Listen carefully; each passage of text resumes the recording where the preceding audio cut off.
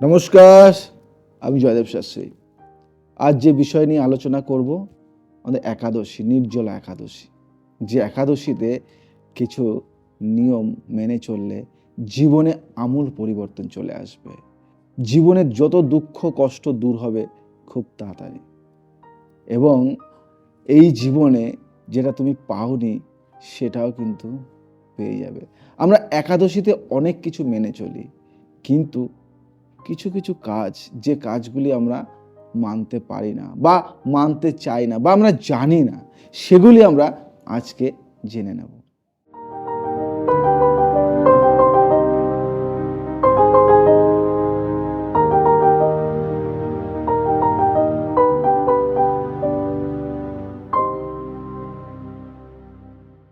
নির্জলা একাদশীতে এই 5 কাজ করলে দূর হবে অনটন, হেসে খেলে কাটবে বছর। নির্জলা একাদশী তিথিতে কিছু বিশেষ উপায় করলে লক্ষ্মী নারায়ণের আশীর্বাদ পাওয়া যায়। এই টোটকা জীবনে ব্যাপ্ত নানান সমস্যা ও অর্থা অভাব থেকে মুক্তি দেয়। 18ই জুন নির্জলা একাদশীর দিনে কি কি উপায় করবেন, আজ আমি জয়দেব শাস্ত্রী আপনাদের সাথে শেয়ার করব। বছরের সমস্ত একাদশীর মধ্যে নির্জলা একাদশীকে সবচেয়ে বড় ও গুরুত্বপূর্ণ একাদশী হিসাবে চিহ্নিত করা হয়। যে ব্যক্তি শ্রদ্ধা ভক্তি ভরে নির্জলা একাদশী ব্রত পালন করেন তারা জীবন মৃত্যুর বন্ধন থেকে মুক্তি পায়। নির্জলা একাদশী তিথিতে দান পুণ্যের বিশেষ মাহাত্ম্য রয়েছে। এই তিথিতে দান পুণ্য করলে মোক্ষ লাভের পথ উন্মুক্ত হয়। অন্যদিকে তেমনি এই একাদশীতে কিছু বিশেষ উপায় করলে সুখ সমৃদ্ধি লাভ করা যায়।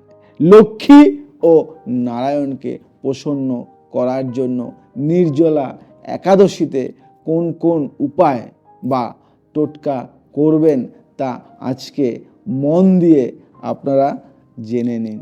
আমি জয়দেব শাস্ত্রী আপনাদের সাথে সব সময়ের জন্য থাকি এবং যতটা পারি দেওয়ার চেষ্টা করি। বিষ্ণুকে নিবেদন করুন তুলসী মঞ্জরি। লক্ষ্মীর আশীর্বাদ লাভের জন্য বিষ্ণুকে খুশি করা জরুরি। বিষ্ণু ভাগ্যদাতা। ভাগ্য আপনার সঙ্গে থাকলে লক্ষ্মীর আশীর্বাদও সবসময় ব্যক্তির সঙ্গে থাকে। নির্জলা একাদশীতে বিষ্ণুকে তুলসী মঞ্জরি নিবেদন করলে যে ফল পাবেন সেটা ভাবতেও পারবেন না। এর ফলে বিষ্ণুর আশীর্বাদ থাকবে ও বাড়িতে লক্ষ্মী স্থায়ী হবেন, লক্ষ্মী কোনোদিনও যাবেন না। নির্জলা একাদশীতে লক্ষ্মী সুক্ত পাঠ, এই তিথিতে সকালে তাড়াতাড়ি উঠে স্নানের পর সূর্যোদয়ের সময় লক্ষ্মী সুক্ত পাঠ করা অত্যন্ত শুভ।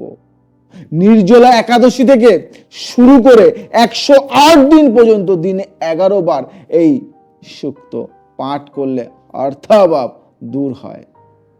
নির্জলা একাদশীর টোটকা আজ আমি দেব। লক্ষ্মী নারায়ণের অভিষেক অর্থাভাব ঘিরে ধরলে নির্জলা একাদশী তিথিতে লক্ষ্মী নারায়ণের এই বিশেষ অভিষেক অবশ্যই করবেন। এই তিথিতে কি করবেন? কাঁচা দুধে জাফরান মিশিয়ে লক্ষ্মী ও নারায়ণের অভিষেক করুন। এর ফলে আর্থিক অনটন দূর হবে, জীবনে একটা আমূল পরিবর্তন চলে আসবে। জীবনে যেটা পাননি সেটা আপনারা পেয়ে যাবেন। আপনার মানি ব্যাগ বা পার্সে রাখুন রূপোর কয়েন। নির্জলা একাদশীর পুজোয় লক্ষ্মী নারায়ণকে রূপোর কয়েন নিবেদন করুন। পরের দিন ব্রত ভঙ্গের পর এই রূপোর কয়েন নিজের পার্সে রেখে নিন। এর ফলে আর্থিক সুখ সমৃদ্ধি বিরাজ করবে। নির্জলা একাদশীর টোটকা যেটা আমি দেব এটা কিন্তু একটা অন্যরকম। আপনার লকারে রাখুন এই টোটকাটি। নির্জলা একাদশীর পাশাপাশি প্রতি শুক্রবার লক্ষ্মীকে প্রসন্ন করার জন্য যে উপায়টা আপনাকে বলবো সেটা শুনুন। ধন লাভের জন্য নির্জলা একাদশীতে অশোক গাছের শেকড় লকারে রাখুন। এর ফলে সারা বছর কোনো অর্থাভাব থাকবে না। অশ্বত্থ গাছের শেকড় এবং কি নারকেল গাছের শেকড় একসাথে পেঁচিয়ে আপনি আপনার ডান হাতে বেঁধে ফেলুন। এটা করবেন মঙ্গলবার দিনটি এবং বৃহস্পতিবার দিনটি এবং সোমবার দিন, এই 3টে দিন করবেন। কিন্তু মঙ্গলবার দিন থেকেই কিন্তু শুরু করতে হবে এই জিনিসটি। আর মেয়েরা বাম হাতে বাঁধুন, দেখুন কি হয়। বাজার থেকে কিনে আনুন একটি লক্ষ্মী নারায়ণের মূর্তি, সেটা মাটির হতে পারে, যে কোনো মূর্তি হতে পারে। আপনার বাড়ির ঈশান কোণে আপনি রেখে দিন। রেখে দিয়ে একটি সাদা বস্ত্রর উপরে আপনি 4টে কড়ি, 4টে গোমতী চক্র আর একটি শঙ্খ ওখানে রেখে দিন। যে কোনো মনোকামনা করে ওটা সেই সাদা বস্ত্রর উপরে আপনি রাখার পরে ওটাকে পেঁচিয়ে ওর মধ্যে একটু সিঁদুর আর চন্দন মাখিয়ে আপনি আপনার আলমারিতে বা আপনি আপনার ঈশান কোণের কোনো একটি কোণে আপনি রেখে দিন। দেখুন কি ফল পান। ঈশান কোণের যে কোনো একটি কোণে, মানে এই ধরুন এটা হলো ঈশান কোণ, উত্তর পূর্ব কোণটিকে আমরা ঈশান কোণ বলি।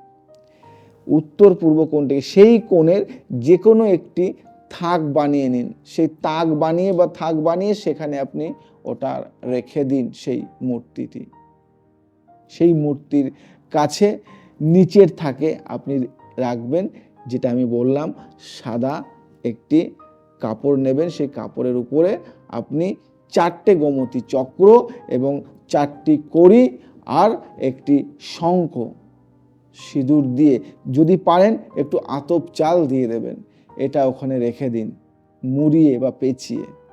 দেখুন আপনার ঘরে লক্ষ্মী বিরাজ করবে। যদি মনে হয় এই টোটকাটি বা এই কাজটি আপনার ভালো লেগেছে বা সহজ উপায় লেগেছে, আপনি করতে পারবেন, তাহলে আজই করুন, দুর্দান্ত রেজাল্ট পাবেন এবং এটা একটা আমূল পরিবর্তন আসবে আপনার ঘরেতে।